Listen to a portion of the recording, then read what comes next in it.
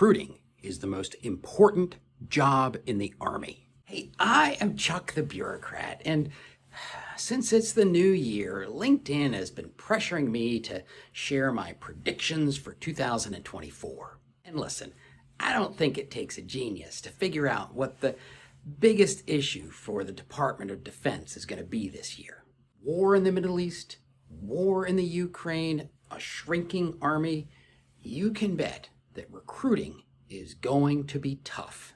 But that's just the beginning. I mean, I am confident that no matter how hard recruiting gets by June, it's going to get a lot harder before it gets any easier. And at least from where I viewed it in the Pentagon, it has a lot to do with a simple misconception about force structure and readiness. So buckle up, because this is going to be a wonky video, and I just pray that somebody in the right position is going to be able to explain this to the right person when the time comes, and hopefully do it without being as sarcastic as I feel. All right, to get started, let's take a quick look at Article 1, Section 8, Clause 12 of the Constitution. Congress shall have the power to raise and support armies. Now, I am no legal or constitutional scholar, but it has always struck me as interesting how much emphasis the Founding Fathers put on raising an army. To me, it suggests that recruiting was a pretty important task in their minds. And I'm pretty sure that if George Washington visited Recruiting Command or went out to a basic training site, he'd be pretty impressed. In particular, I think he would approve of the way we do modern enlistment contracts, after all the trouble he had at Valley Forge. But if you took him out to JBLM or Indo-PACOM, I think he'd be a little bit surprised at what we're doing. But if you look at the priorities of recent Army Chief of Staffs, you'll notice a disconnect with those sort of founding principles. General Milley was all about readiness is number one and there is no other one. General McConville summed it up really well. Winning matters. And even General George follows this theme. He says, if it doesn't contribute to war fighting, we need to be looking at whether or not we should be doing it. All of them seem to operate under the assumption that raising an army, recruiting all the people who are going to provide that readiness, well, it's a foregone conclusion because it's so easy. But recruiting is hard. And not just because recruiting is hard, but because there is a particular foible in force structure thinking that always seems to bite the recruiters in the butt. It has to do with something called TTHS, Transients, Trainees, Holdies, and Students. This is essentially the group of people who are not available to be assigned to an operational unit. You might say these guys are in the training pipeline. Where there's a mistake in TTHS thinking is when leaders assume that the number of people who are in that status is a function of the size of the end strength. That is not true, and I'll show you why in a second. See, people will say that the TTHS is about 13% of the end strength. That may be true on any given day, but if you really press folks, they will admit that on average, it's 13%, and as time passes, it fluctuates quite a bit. Then, if you ask them why that percentage varies, they will act as if it is just sort of the normal statistical variation that you get in lots of things, like how big soldiers' feet are. It is not. So, check this out.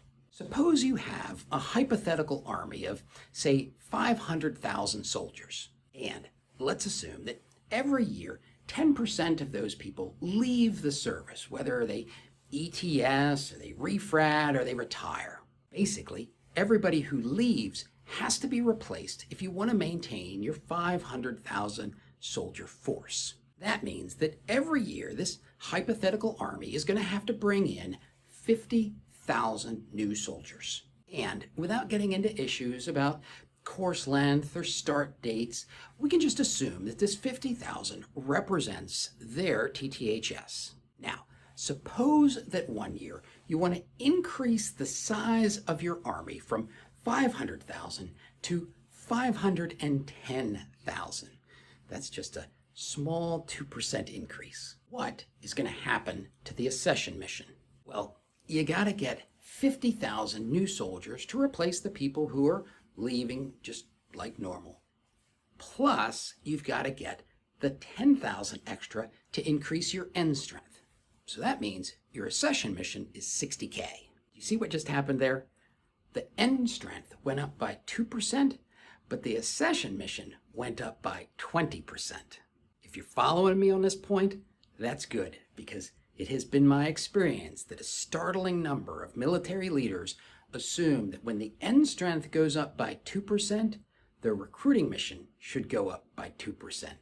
That is why recruiting is hard. But wait, there's more. When you tell a general officer that he's going to start the year with 500,000 soldiers and end with 510,000 soldiers, what implied tasks do you think he hears?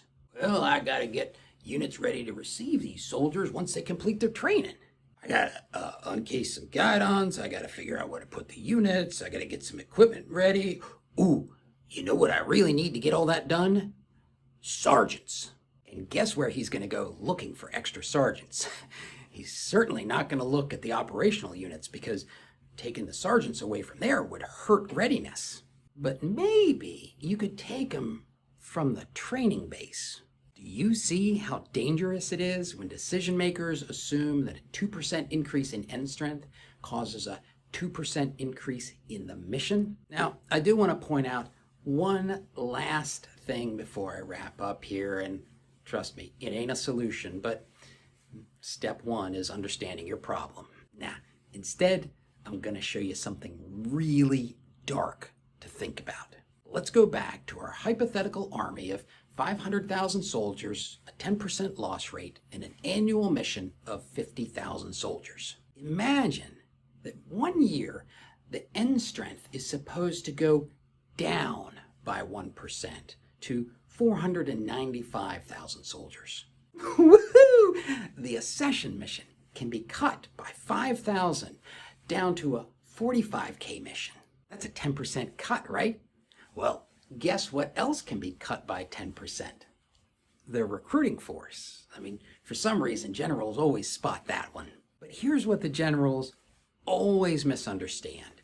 Once you get the force down to 495K, that 10% loss, it doesn't produce a mission of 45K going forward. The mission is 49.5K. To get away with that 10% reduction in recruiters in the first year, because really what they're doing is they're taking advantage of all the retention that they have from the original 500,000 soldiers. But that second year, they're right back to needing a recruiting force that is the same as what they had before. All right, I mean, technically 99%, but still. But now, and this is the dark part, imagine that after we go down to 495K, we go up to 510,000. In this situation, you need an even bigger mission to get yourself back to 510K. It's something like a 43% increase from the previous year's mission. On paper, in the halls of the Pentagon, over in Congress, all of this looks like a very simple change. Just 1% down, then 2% up. Over 2 years? Come on. But in the trenches, what this really is a 10% decrease in workforce and a 20% increase in workload. That is my prediction as we're going into an election year where there are 2 ground wars going on. End strength down, end strength up. Accession mission down, accession mission up. Recruiters down, recruiters not up. Hard recruiting becomes hard recruiting. Do you have solutions? Because we better start talking about them now. I mean, this isn't like the Army Combat Fitness Test or the Army Green Service uniform where when the balloon goes up, we can just kind of ignore them. Recruiting and training new soldiers is the core function of a military. And granted, while readiness is important, you win wars by being able to raise armies.